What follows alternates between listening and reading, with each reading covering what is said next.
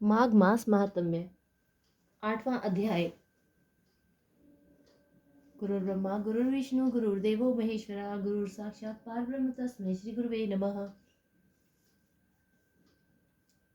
गुरु महाराज जी का ध्यान करके हम सबसे पहले गणेश जी महाराज जी की कथा का श्रवण करेंगे। बोली गणेश जी महाराज की जय। एक बार एक बुढ़िया थी। वह मिट्टी के गणेश जी की पूजा किया करती थी।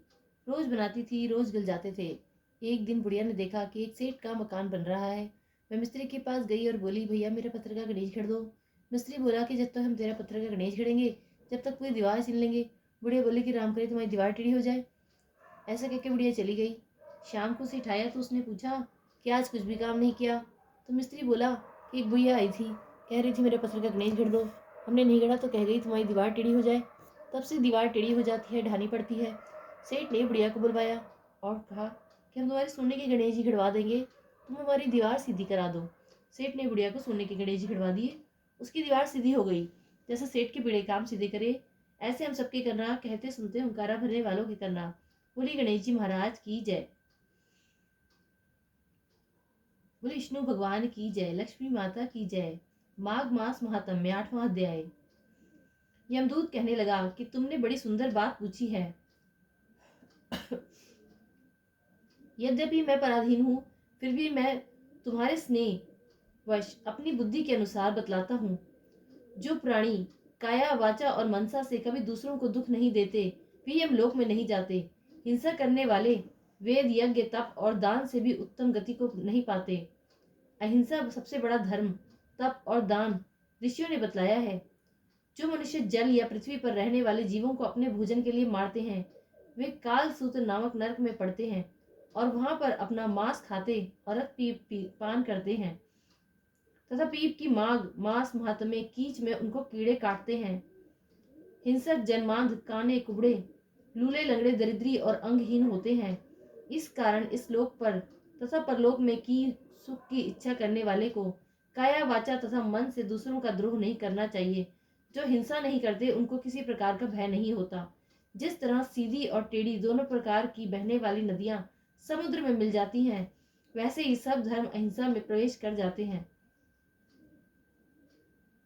ब्रह्मचारी गृहस्थ वानप्रस्थी तथा यदि सभी अपने अपने धर्म का पालन करने और जितेंद्रिय रहने से ब्रह्मलोक को प्राप्त करते हैं। जो जलाशय आदि बनाते हैं और सदैव पांचों यज्ञ करते हैं वे यमपुरी में नहीं जाते। जो इंद्रियों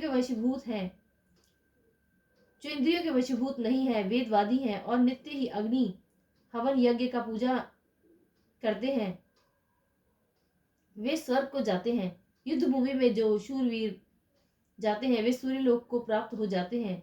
जो स्त्री शरण में आए हुए द्रोह तथा ब्राह्मण की रक्षा के लिए प्राण देते हैं वे कभी स्वर्ग से नहीं लौटते। जो मनुष्य असहाय लोगों वृद्ध अनाथ तथा गरीबों का पालन करते हैं वे भी स्वर्ग में जाते हैं। जो मनुष्य गौओं के लिए पानी की व्यवस्था करते हैं तथा जो लोग कुआं तालाब और बावड़ी बनवाते हैं वे भी सदैव स्वर्ग में निवास करते हैं। जैसे जैसे जीव इनमें पानी पीते हैं वैसे वैसे ही उनका धर्म बढ़ता है। जल से ही मनुष्य के प्राण है, इसीलिए जो प्याऊ आदि लगवाते हैं अक्षय स्वर्ग को प्राप्त होते हैं। बड़े बड़े यज्ञ भी वह फल नहीं देते जो अधिक छाया वाले वृक्ष मार्ग में लगाने से देते हैं। जो अच्छे और अच्छी छाया वाले मार्ग के वृक्षों को काटता है वह नरकगामी होता है। तुलसी का वृक्ष लगाने वाला सब पापों से छूट जाता है। जिस घर में तुलसी वन है वह घर तीर्थ समान है। उस घर में कभी यमदूत नहीं जाते। तुलसी की सुगंध से पितरों का चित्त आनंदित हो जाता है और वे विमान में बैठकर विष्णु लोक को जाते हैं। नर्मदा नदी का दर्शन, गंगा का स्नान, तुलसी दल का स्पर्श यह सब बराबर फल देने वाले हैं। हर एक द्वादशी को ब्रह्मा भी तुलसी का पूजन करते हैं। रत्न सोना फूल तथा मोती की माला के दान का इतना पुण्य नहीं जितना तुलसी की माला के दान का। जो फल आम के 1000 और पीपल के 100 वृक्षों के लगाने से होता है वह तुलसी के एक वृक्ष लगाने से ही हो जाता है। पुष्कर आदि तीर्थ, गंगा आदि नदी, वासुदेव आदि देवता सभी तुलसी में वास करते हैं। जो मनुष्य एक बार 2 बार या 3 बार रेवा नदी में से उत्पन्न शिव मूर्ति की पूजा करता है अथवा स्फटिक रत्न से पत्थर से आप से निकले हुए तीर्थ में पर्वत या वन में रखी हुई शिव मूर्ति की पूजा करता है और सदैव ओम नमः शिवाय मंत्र का जाप करता है, वह यमलोक की कथा भी नहीं सुनते। प्रसंग शटा शठता अभिमान या लोभ से शिव पूजा करने वाले भी यम द्वार नहीं देखते। शिव पूजा के समान पापों को नष्ट करने वाला, कीर्ति देने वाला लोक में और कोई नाम नहीं है। जो शिवालय स्थापित करते हैं वह शिवलोक में जाते हैं। ब्रह्मा विष्णु तथा शिव का मंदिर बनाकर मनुष्य वैकुंठवासी होता है। जो भगवान की पूजा के लिए फूलों का बाग लगाते हैं वे धन्य हैं। जो माता पिता देवता और अतिथियों का सदैव पूजन करते हैं वे ब्रह्मलोक को प्राप्त होते हैं। इति श्री पद्म पुराण अंतर्गत अष्टमोध्याय समाप्त। बोले विष्णु भगवान की जय, लक्ष्मी माता की जय।